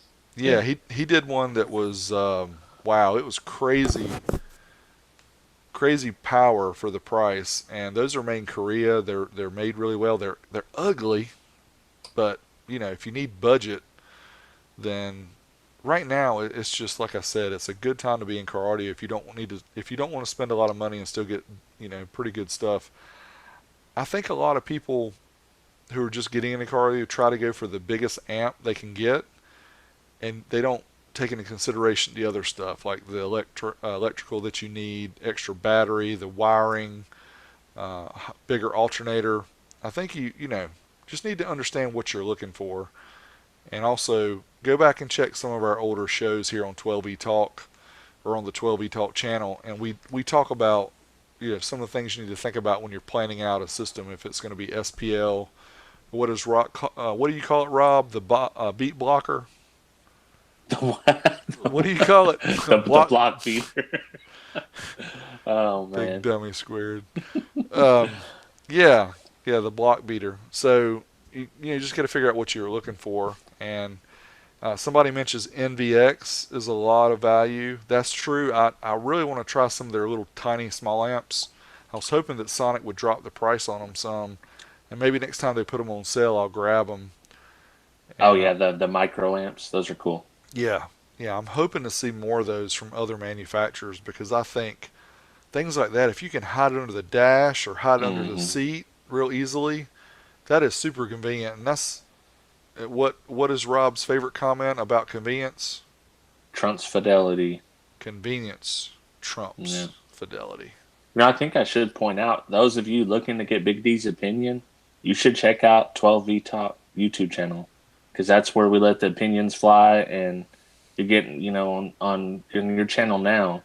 They're getting a lot of facts, this and that, but if you want to hear opinions, 12V Talk. That is true. That is true because usually you see the results and you hear me talk about things here on my channel. But there we just let it all hang out, and we do give our options or what we think is our options. Rick, thank you for the super chat. It is greatly appreciated.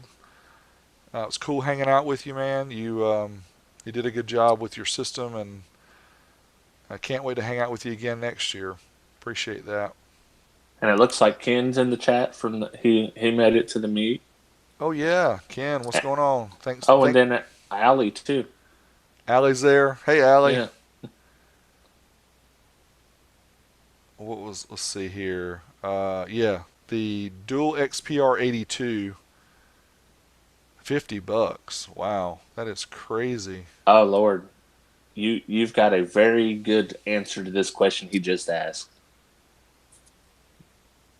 Have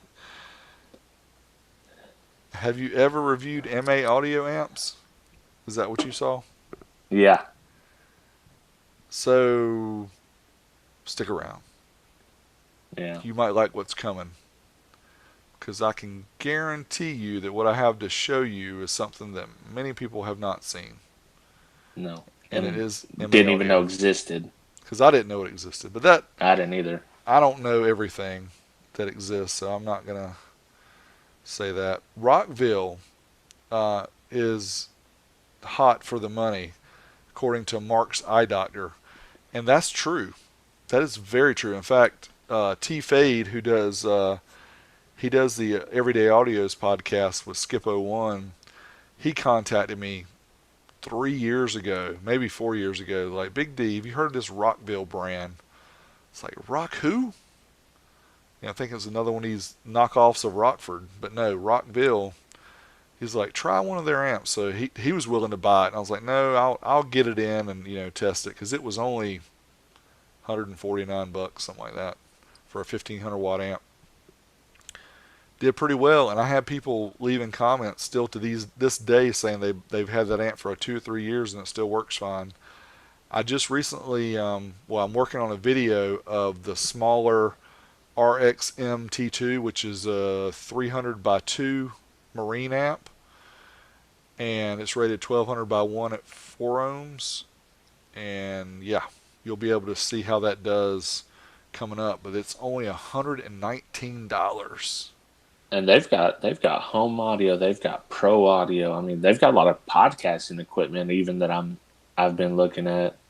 Yeah, they put their name on a lot of stuff. So I believe, isn't that a house brand for audio savings? Yes. That's what I thought. So much like MVX is to Sonic Electronics. Right. Yep, let's see here. Oh, sorry, my camera's shaking. There's an earthquake at Dee's house. Sorry.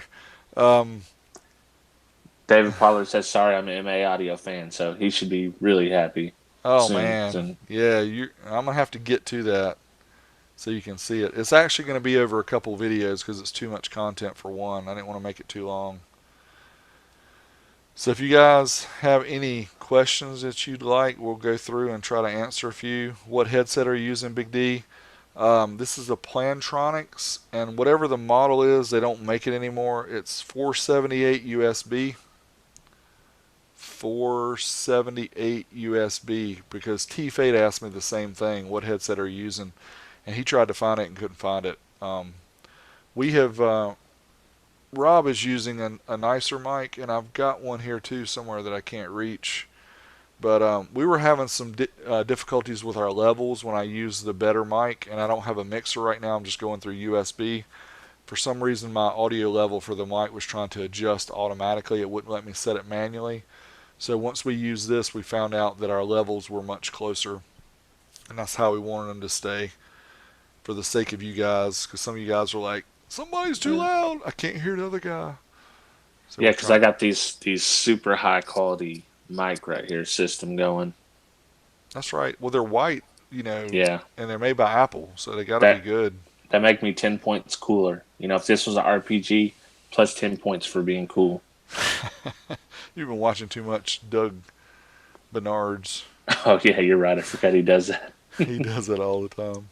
So did anybody notice my new banner back here in the back? That is a dope banner. It's not a Bruce banner. I wished I could see mine, but I got too much reflections and stuff, and I think my camera actually moved a little bit too, didn't it? Oh, look at that. Yeah, I got mine too. I need to find out. We'll find out if there's enough demand. Anybody who was at the meet that wants one, anybody who wasn't at the meet that wants one, we can see if we can get some more made up. But they were very reasonable, I thought, price wise. Oh, yeah. Definitely. It just depends on how many. If we can get a pre-order, we can get them to around $30 a piece, and that's not bad. I'm just not going to buy, a bunch of them and leave them here because hoping somebody will buy them. But if you're interested, and we can get enough people, say we can get 10 or 12 people to pre-order one, then we'll get some more of those printed out. You will have to pay shipping because that's additional to the price I just mentioned. Let's see. Yeah, David, MA Audio, big fan. You'll like it then. I like the videos coming up. Rockford Prv Amps. Yeah, the Rockford Prv Amps are good too.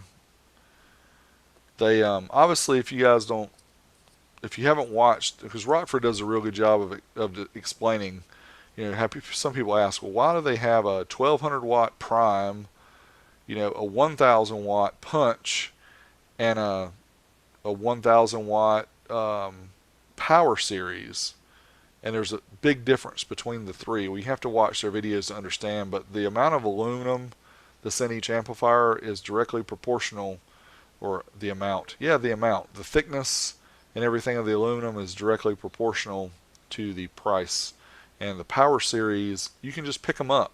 If you pick up a car audio amplifier and it's light, then that means it doesn't have a lot of heat sink, and in most cases that means that you're not getting a very powerful amplifier. Pro tips from Big D. Pro tips from Big D. So make sure the amp is heavy. Now, you gotta watch some of these old videos that I did and see these amps that are like 3 feet long. You go to pick it up and man, this thing's heavy, must be good. And you take the guts out and it's got a board in there about this big. Amps this big, boards this big. They were gaming the system. RX Shadow Power. Series by Pyramid. They called it Yeah. shadow because when you opened it up, you didn't see an amp board. All you saw was a shadow of the caps from the little teeny tiny board. That's a true fact. Oh, we got Will in the chat too. Wheel in the house. The linear power components almost worth committing a crime for. Yeah, that's no doubt. Yeah, you just make sure you save up some because they're pricey, but man, do they sound good. Let's see. Favorite old school amp. Okay, so favorite old school amp. Um, I've said this before in an earlier version of the 12 Volt Talk podcast, but I'll tell you guys again. It's the Rockford Fosgate Power 1000 with the LEDs. LEDs, you get it? LED? In fact, if Rob will tell you what his favorite amp is, I'll get you guys a picture and show it on the screen for those who may not know what I'm talking about. What's your favorite amp, Rob, ever? Well, the 225 HCCA. It's got to be. That's the amp that got me started loving car audio, and that's the amp. I mean, I'd still run a system full of them today. I just don't got any at this moment. That is a very cool amp as well, and that's probably one of my top fives. Again, not for power or anything like that, but just for the fact of what it does. It's And that incredible. the second gen and third gen anodized red, crazy cool, man. They Coolest are. red in the business. I'm trying to find my Power 1000. I thought I'd have a picture of it before you were done, but I've got a bunch of pictures. Ooh, here we go. This one right here is a money shot. Oh, it's got my big old school stereo logo on it, but I'm gonna share it so you guys can see it anyway. What you know about that? And this one, see it says Terminator Edition, handcrafted in USA. A lot of them, or most of them down here, say um, it says handcrafted in USA, but it doesn't say Terminator Edition. I cannot remember what it says now that I'm under the radar here with 100 people watching.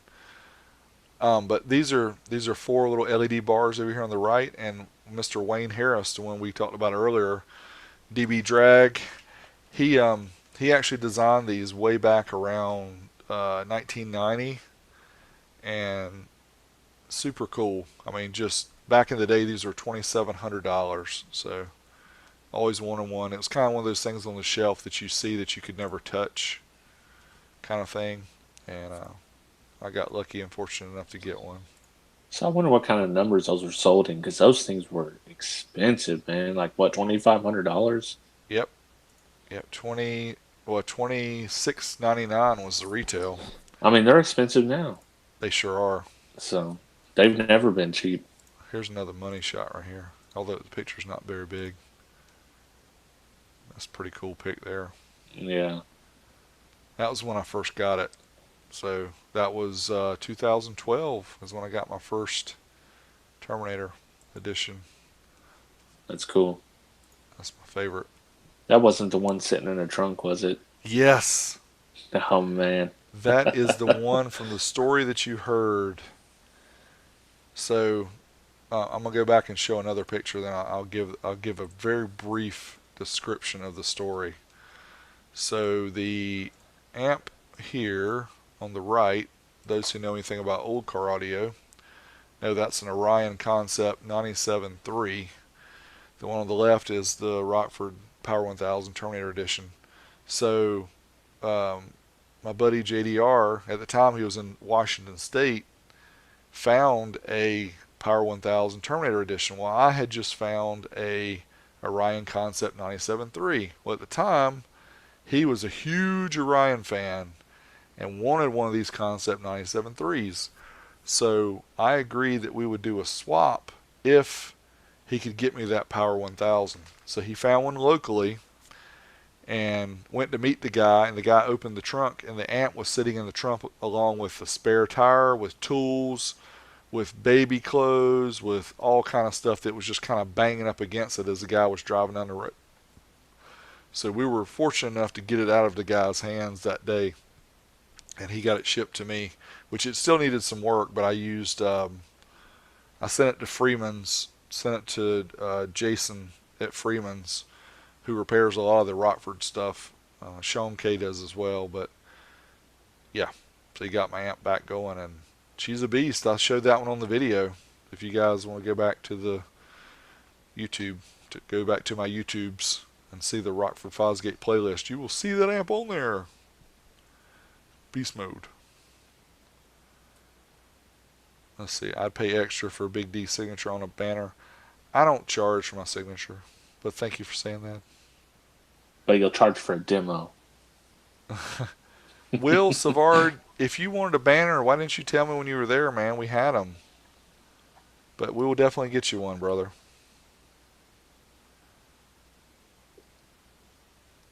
Let's see. Power 650. Yeah, that was another good one from back in the day. Matt's Pro Audio. Yeah, Matt's Pro Audio makes fantastic amplifiers. Precision Power 2150M. That's a good one from back in the day. Punch 150 with 15s. I would say a pretty common combo there. Punch 150 on some high efficiency subs. Yep. So it looks like Mr. Schultz A Plus Auto Service stopped in.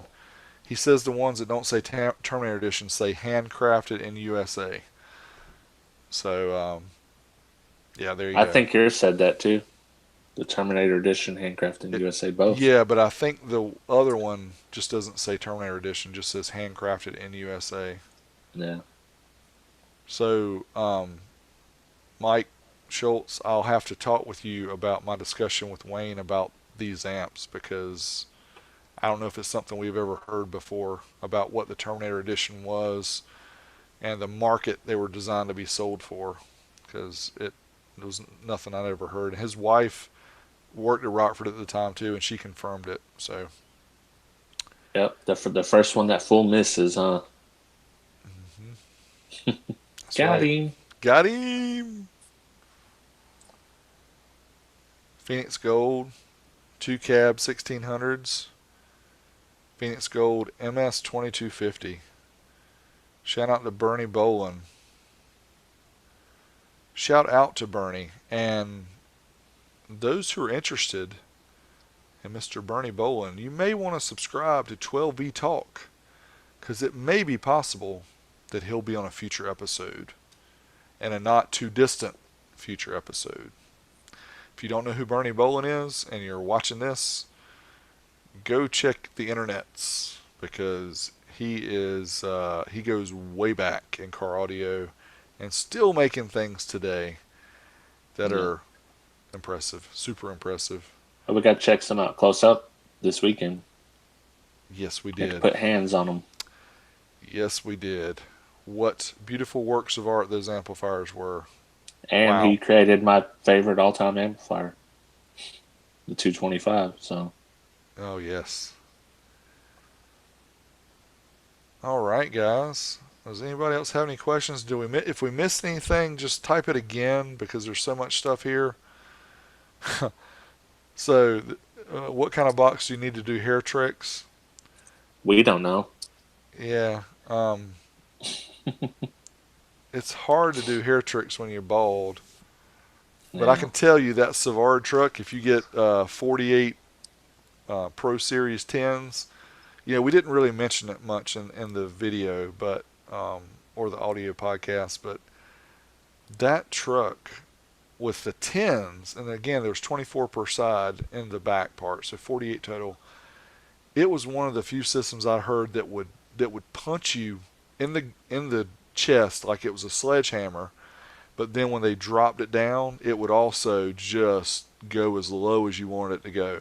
Most of the time, you're sacrificing one for the other, but Keith did a fantastic, phenomenal job in that setup. It was awesome.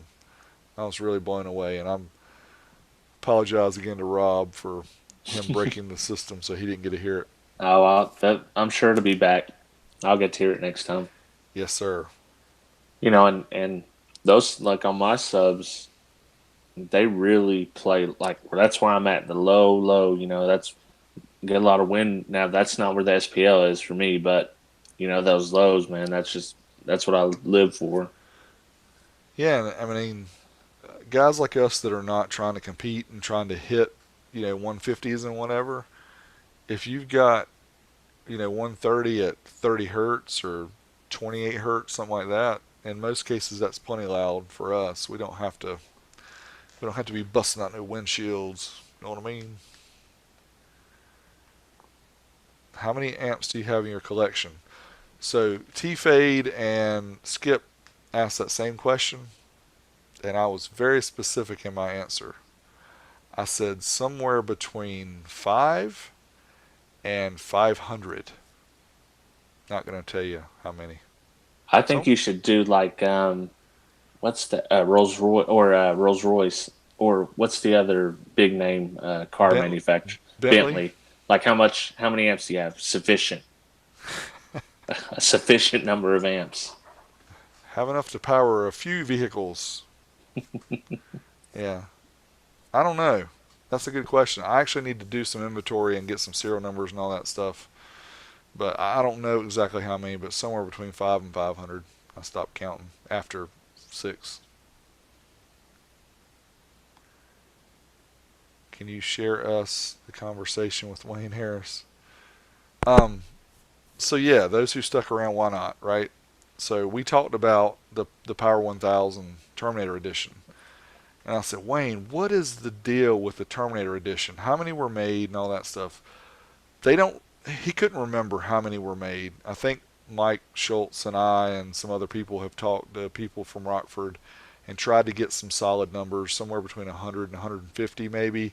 Could be as little as 50, but Wayne had 10 of them, I think.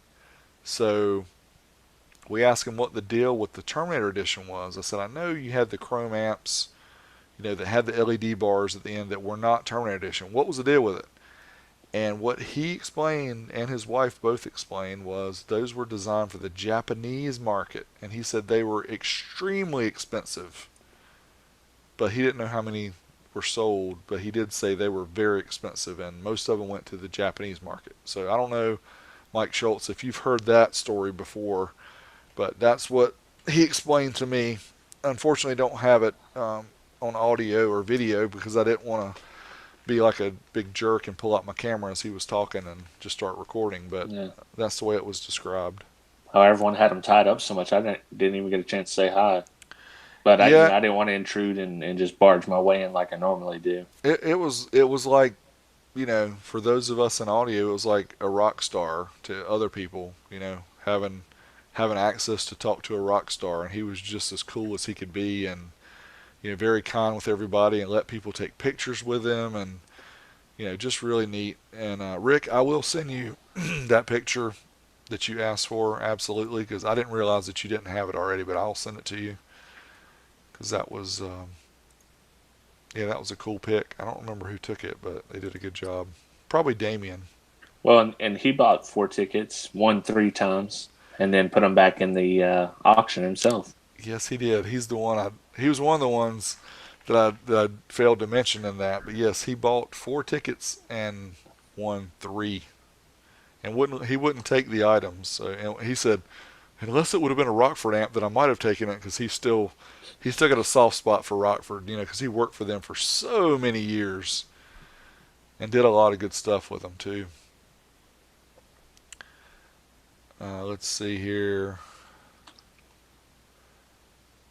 Lithium batteries. Yeah, that's I haven't played around. Be careful who you buy lithium batteries from. That's all I'll say.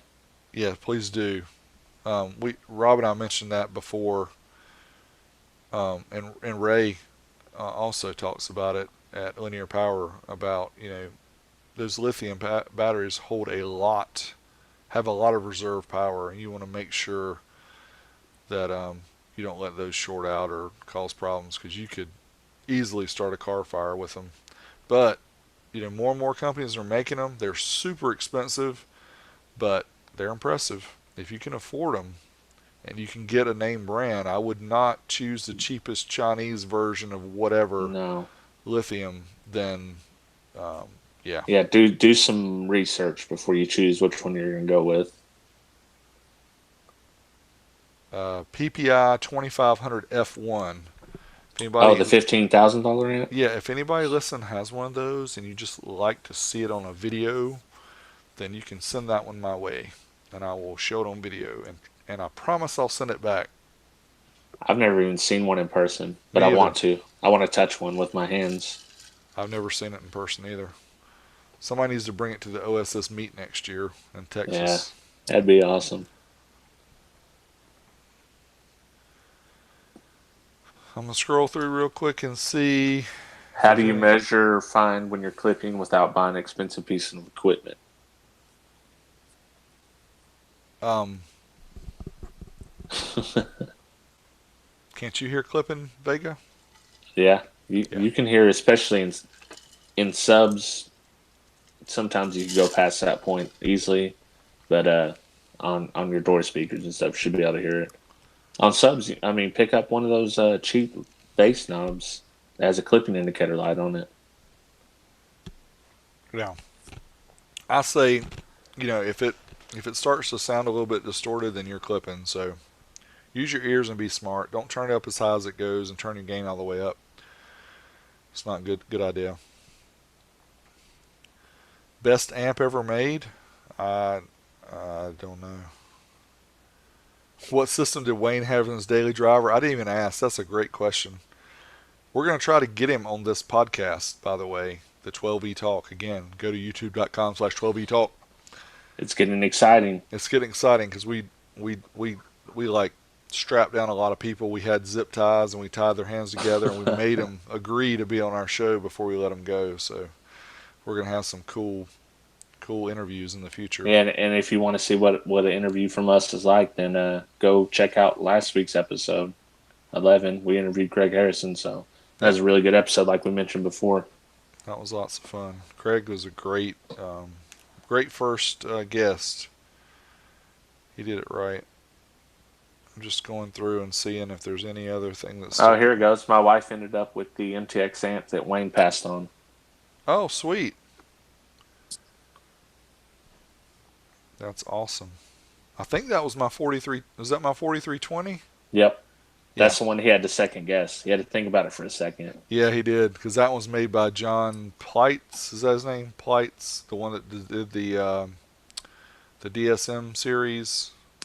Oh, I didn't know that.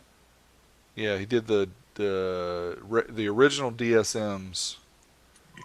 Or was it? Hold on, I might be getting his name. John Pleitz did the HD series. Somebody help me if I said that wrong. Ah, there was two big engineers back in the early '90s. I can't remember if John Pleitz was the one that did the HD series or if he did the DSM. But anyway, whoever did the DSM also did those first Thunder series MTXs as well. Oh, so Mark asked which 12-inch sub next in a series. I just put the video up of the Polk finally, so it's going to be the Pioneer. You see it at the end. I'll go ahead and spoil it for you. He dropped it. Yeah, He dropped that video. it's on wax now. Um, PRV amps. So Jobos 98. I've got a couple of the new PRV amps. I've got a small one that's called the MH Nano or something, and I've got the bigger one which is called the Base Series. And that's another one of the series of things that I'm actually testing to get into my video production lab to get it complete. So it's been several months in the making because I've skipped over them to do other stuff, but that will be a future video. So you've done the Brazilian trio then, pretty much. Once that's complete, right? Yep. You done, what was it? The Sound Digital Prv Amps. That's the only one you got left. Yeah. There's a few other brands on there that are pretty popular. The Power Us or Power US, however you say it. I've never heard of those. POWERUS. And well, I did Banda. Banda's another one that's Oh, I from remember Brazil. Banda. Um, and I feel like I'm forgetting another one that I've done, but I did several of them. Alrighty, yeah, Steve Mead. I've talked to him before, and he said he doesn't really do interviews, although he did one with the UK guy that does Adam Rayner. Is that his name? That does the talk.uk something. I can't remember the first part of it.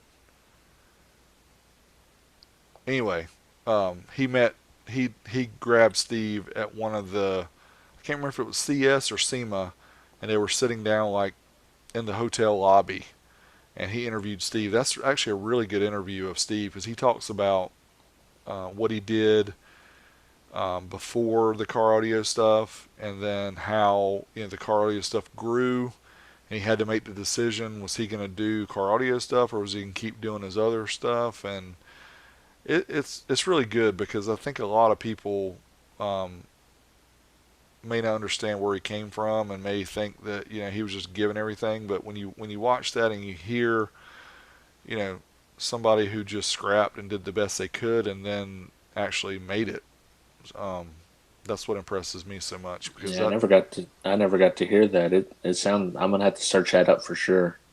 I will find it and link it below. Even though we didn't talk about it in the podcast, I think it's well worth watching, and hopefully it's still online. I don't know why I can't remember that guy's website because it's a big one over in the UK. It's not 12 volt something.co.uk, but it's something talk. Maybe it's car audio talk dot. Mm.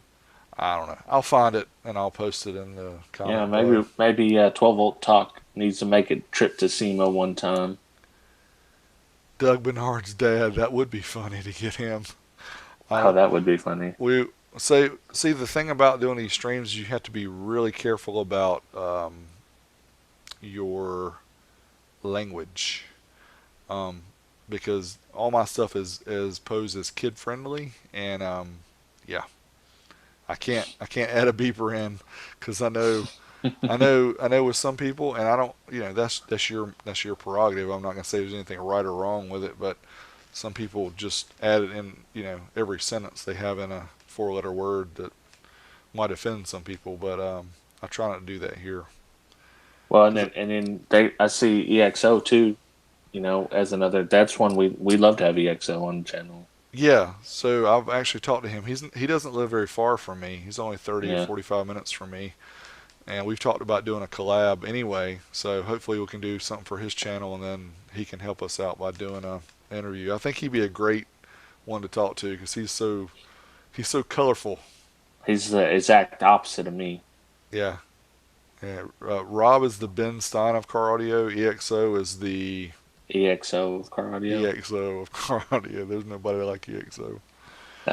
Hey, and you guys can help us out. When you watch our videos, be like, hey, you should be on the 12-volt talk podcast. That's right. That's right. We need to get more peeps. Well, cool, man. It's already past 9:30, and you guys rock. Thank you for sticking around here and joining us all the way through. We will be real honest. We didn't have a topic to talk about this week because we've been so busy. And I told Rob, I said, let's just do one about the event. It would have been much smoother if my pictures would have been in order because I dragged them on order before we started and they got out of order somehow. It's probably because I didn't click save before I It exited the happens. page. But anyway, we will work on getting a guest. Next week is Halloween, and I've got kids still that do that trick or treating stuff, so I don't know what we're going to do next week. I don't know. We'll talk about it, Rob. We may have to either skip a week or find a different day to do it. So we'll All right. figure we'll figure that out. Yeah.